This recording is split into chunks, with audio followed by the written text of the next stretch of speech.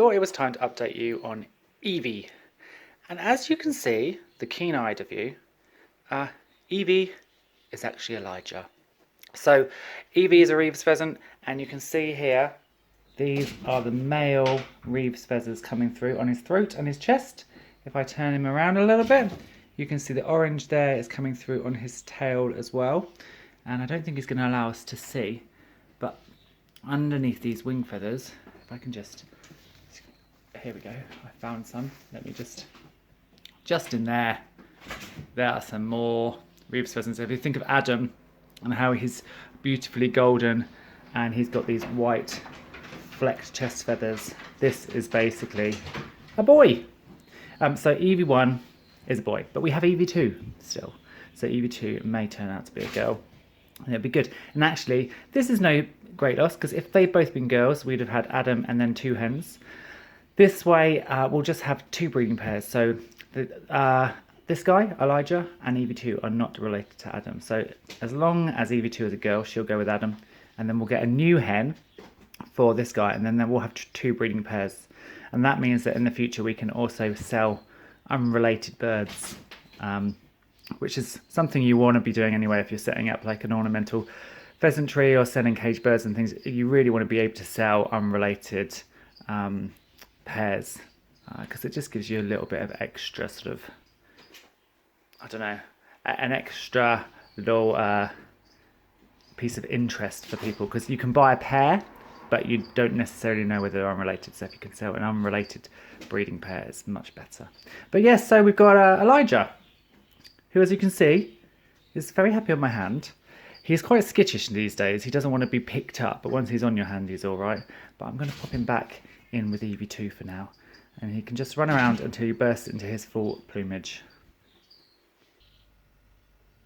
I really love how seeds germinate and the different times and ways they germinate. So these 2 lots of seeds were sown only a couple of days apart last week, and this is the spinach, and then this was some early cut flower annuals for next year.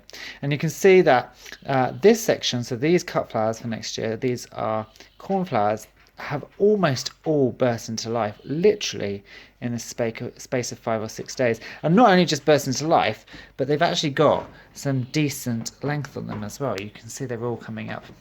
Now they're being grown under grow lights at the moment, so which is why they're fairly sturdy little plants, although they're a bit leggier than I'd like. But then when I prick them out, they'll be buried a lot deeper, probably up to here, so they won't flop. We've got no marigolds yet, calendulas, but they do tend to take a little bit longer, I found. And certainly the 2 packets that I bought, the seeds haven't been brilliant.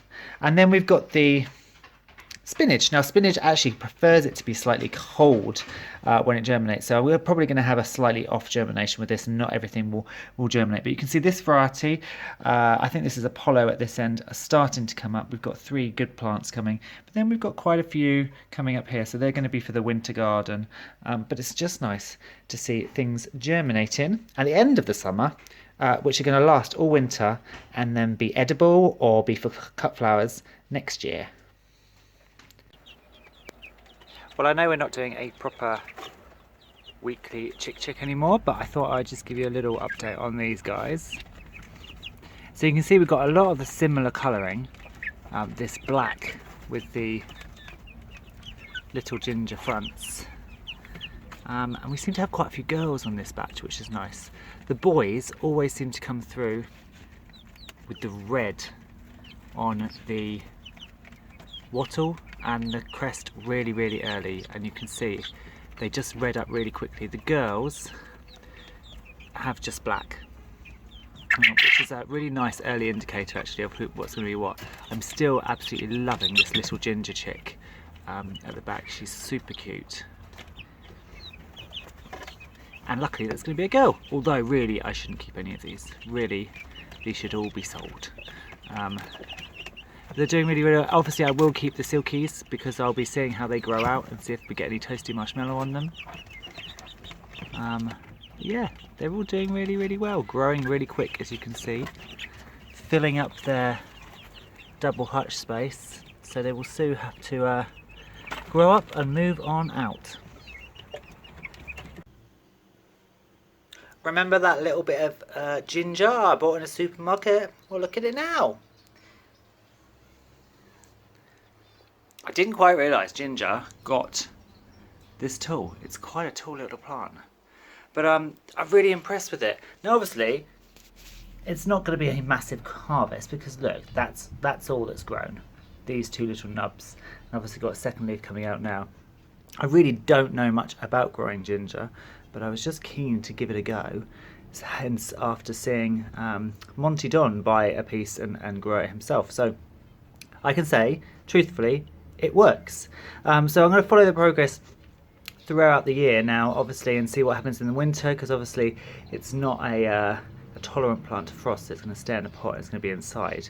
But I'll be interested to see how it grows over the coming months and how it does in a conservatory that's not heated as well, to see whether that kills it or stunts its growth at all. It'll be interesting to see just how it survives. It may need to come inside the actual house over the winter season, but we'll see. But it's really interesting that you can just buy this little tuber, pop it in some soil, and out will grow some actual ginger. It's that spidery time of year. So we've got spider on this dahlia, catching lots of whiteflies, and I've just noticed after last week's hoverfly, there's another one doing the same here. This is wonderful. I'm very happy that this hoverfly has come to my garden and is laying her eggs. Can't blimmin' focus on her though. Where's she gone? There's she gone. She's come back to this bud. And now she's flown away. But yeah, so this dahlia, the dahlias are late this year. They are coming out. You can see here, lovely little bud on this dahlia. And then another one right by this spider's web. And then the spider here, catching up some of those horrible whitefly.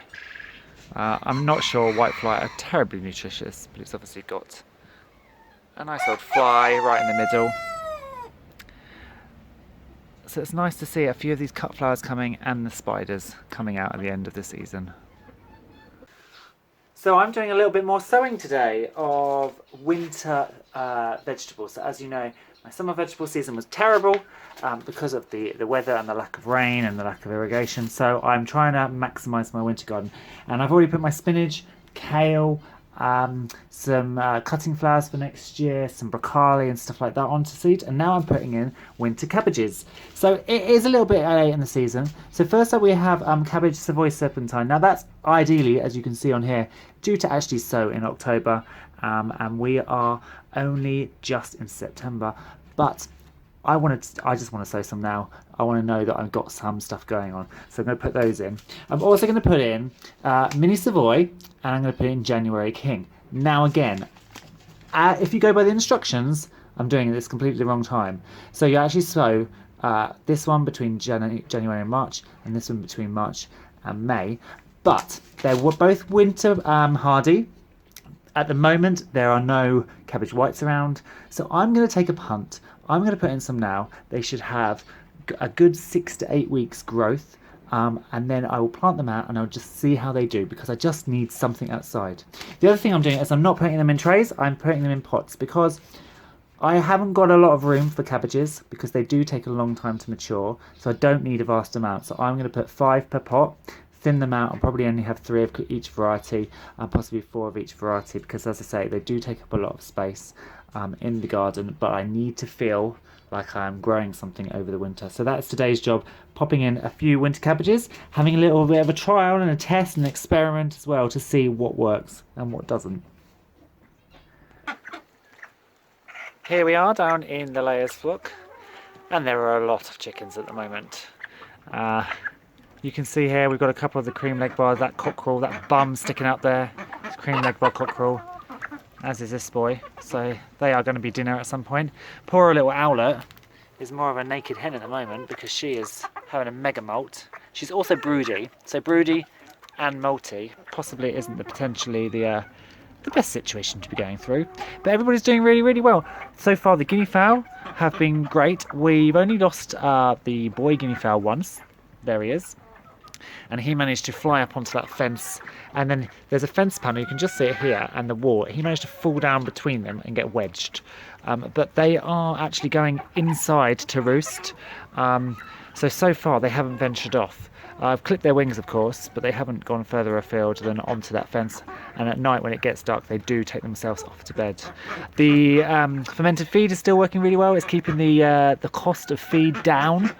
So they have fermented grain, fermented barley all the time, and then they also have access to layers pellets for the hens, of course, to get their calcium up. So everybody's doing really well. We've got this little boy. This is one of our chick boys. You can see his head is now growing back as well after he was heavily plucked when he first came in here. Ducks, again, doing really well. So all in all, very happy, very healthy down in the layers flock. We'll be reducing numbers over the couple of coming months, just before winter, before they're going to be shut in more. So there's there's 4 or 5 in here to sell. These are the 2 silkies, that silkie and that silkie, are the boys that have never crowed ever. This boy, and they're nearly a year old now and they've never crowed. So I may try and sell them as non-crowing cockerels, and then obviously these 2 are going to be din-dins. Sounds like somebody's just getting mated. So yes, layers flock are all doing really well. Just giving them some grain before bed on this Sunday evening, and then it will be tucked up till tomorrow.